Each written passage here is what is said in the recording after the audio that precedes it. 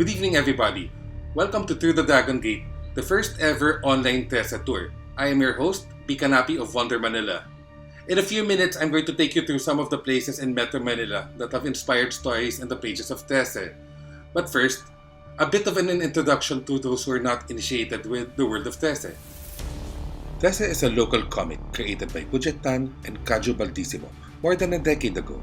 The comic follows the exploits of Alexandra Trese, a paranormal cop, if you will, as she investigates cases involving the supernatural.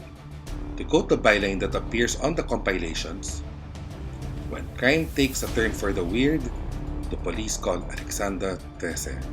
Trese is one of the, if not the most, popular local comics in the current comic landscape.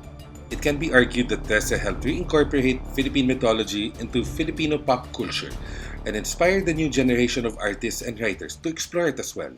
So, is everybody okay? Everybody ready? Let's begin.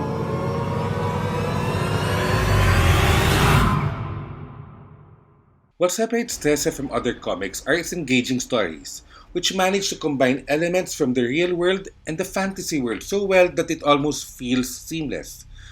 Threads of Philippine mythology, centuries of folklore and legend, and pop culture come together into one engaging, breathtaking tapestry. And while it doesn't always take center stage, the megacity we call Metro Manila has contributed much to Trese's mythology. Metro Manila is a city with a million stories to tell. Its history is complex, rich with nuance, and represents the very best and worst of humanity. From its pre-colonial roots, to the arrival of the Spanish and the Americans, to the darkness of World War II and its eventual rise from the ashes, it should come as no surprise that Metro Manila is filled with iconic and memorable places that have made it to the pages of Trese. Our journey has to start at the Diabolical, a former cafe owned by Alexandra's grandfather which has since been converted into the Metro's hottest club. The Diabolical is also a safe haven for creatures of all shapes and sizes, as long as they follow the rules that Trese herself has set. Here you'll bump elbows with Serena, Tikbalang, Diwatas, maybe the occasional aswang, maybe a duck. Who knows? As long as everybody has a good time and behaves themselves, the Diabolical's doors will always be open to them. Okay, it's safe to say that the Diabolical doesn't actually exist, although the building that it was based on is very much real. Located along MH Del Pilar Street in Malate, the building's design is typical of the modernist, brutalist style that was so uso during the 70s. Okay, so is everybody finished drinking their beers? Please tip Hank Sparrow, the handsome bartender with a bowler hat and the goatee, and take out your vials of dragon blood. We are going to be traveling the city through the Dragon Gates. If you're ready, let's go.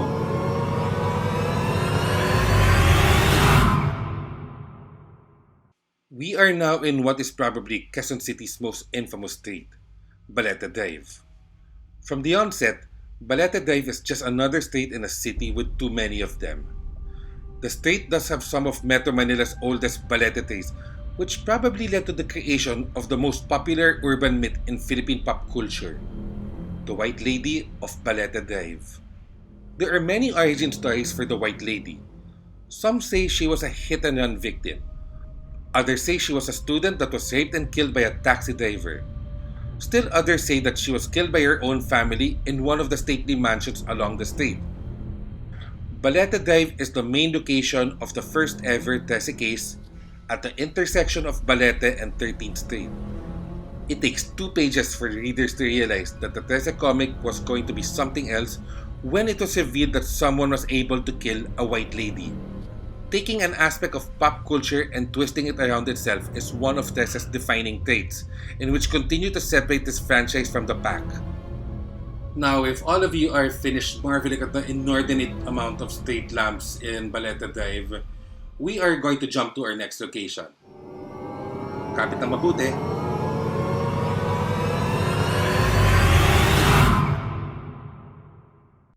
Metro Manila has so many iconic streets and quite a few of them have made it to the pages of Trese. Who can forget how deadly the flooding around Espana and Sabalok became when it was overrun by tagadagats in The Executioner's Return? Or how Alex almost met her match in The Hunter J. Gerson at a condo in Emerald Drive in the story A Private Collection. Even the MRT and its 13 stations were the focus of one of the newer stories, 13 Stations, when Alex found out that Ibu, the goddess of death, was using the MRT to ferry spirits into the afterlife. And who can forget how a Rojas Boulevard sunset was the setting for a tense confrontation between Alex and the ominous Madame. But if we're going to be talking about iconic states, we simply have to talk about C5, which is the main setting of another iconic Tessa story, Rules of the Race. In the story, Alex was on the lookout for a street racer who was wreaking havoc in the streets of Manila. It turns out that the street racer was a headstrong tikbalang named Maliksi, who will become a mainstay of the comics soon after that, to the delight of Malik's shippers everywhere.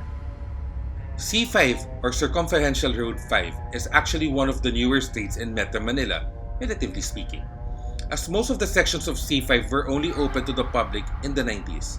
Aside from that, the story itself seems to have been influenced by the street racing culture of the late 90s and the early 00s, where racers would shut down stretches of road around Metro Manila in the early hours of the morning to do drag racing.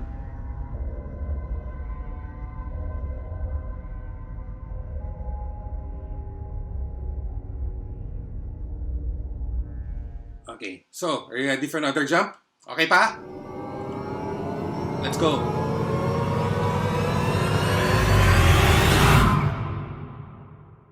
It wouldn't be Metro Manila if we didn't go Molly. We are now at Ortigas Avenue to visit Robertson Mall, as explored in the story Embrace of the Unwanted.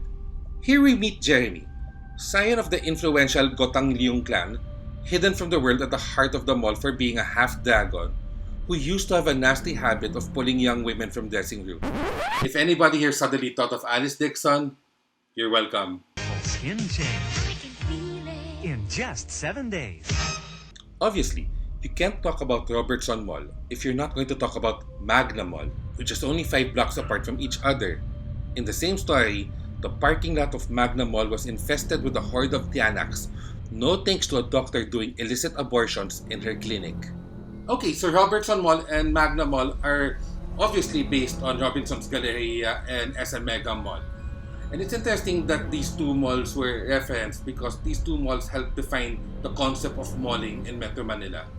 When Galleria opened in 1990 and Mega Mall opened in 1991, the two malls helped redefine what a mall should be like in the metro, ushering in the concept of the super mall, for better or for worse. Put that down, put that down, put that down. Sorry, shopping is not part of the agenda.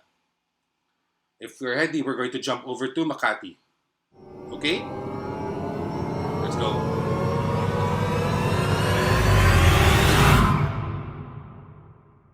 Another element that makes Trese stand out from other comics is the way it's incorporated supernatural creatures and made them part of the fabric of Metro Manila. For example, the Nuno sa Punso is often shown with a manhole hat because most of them have moved to the sewers because people keep pissing on the earth mounds. Duendes, on the other hand, like to dabble in the lives of people, even turning them into celebrities, as with the case of the story, A Little Known Murder in Studio 4. While aswangs are portrayed as bloodthirsty and untrustworthy, they too toe the line to keep the peace, and many of them are integrated in Manila's daily routines. The more influential races in the Trese universe are the Tikbalang and the Higante.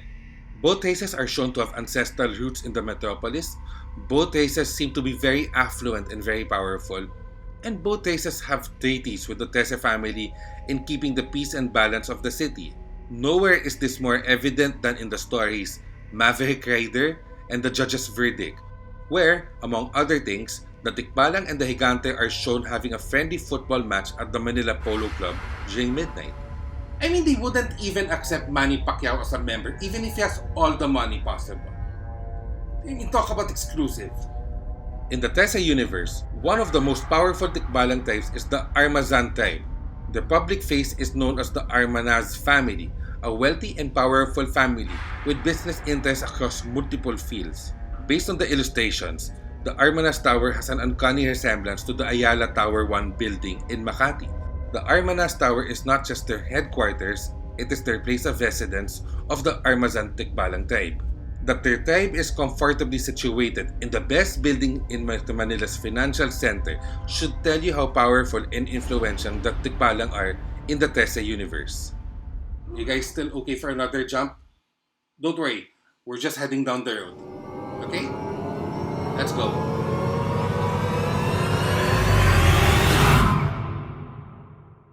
The Manila South Cemetery is weird for a number of reasons. For one thing, the cemetery is located in the middle of a thriving business district. And even if the cemetery is actually located in the middle of Makati, it is considered part of Manila. And as is the case with some of the bigger public cemeteries in the metro, Manila South Cemetery is also home to a community of informal settlers who have been there for generations. This is why the story, The Outpost on Kalayaan Street, is arguably one of the creepiest Tessa stories ever written. There's something so guttural and visceral about a horde of zombies rising from cramped graves stacked on top of one another, summoned by a man who cannot turn to anyone else for justice. So come to think of it, Metro Manila is fertile with stories about cemeteries and former cemeteries and property standing on top of former cemeteries. Paco Park used to be a cemetery. The Remedios Circle in Malate was also a cemetery. And in recent times, a big mall in Alabang sits on a former cemetery as well. Imagine what would happen if Manila South Cemetery ever gets reclassified and all the graves were moved out to make way for residential and business buildings. Would any of you live and work there? Imagine the stories future generations will be writing about that place.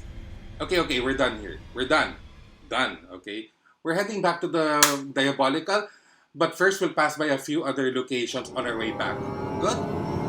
Let's go.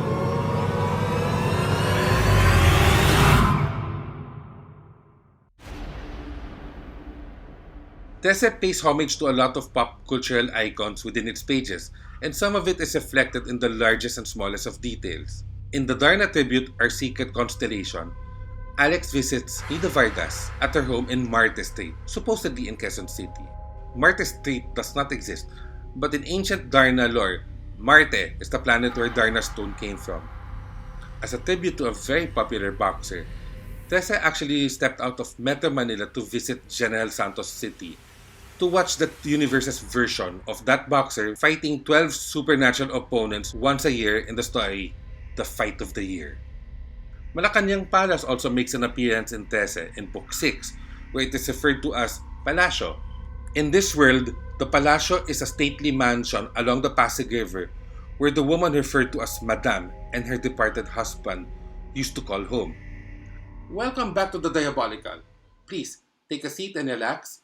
Our bartender Hank is going to come over and serve beer and corned beef sandwiches. Believe me, they're to die for. Okay, are we good? Time to wrap this up.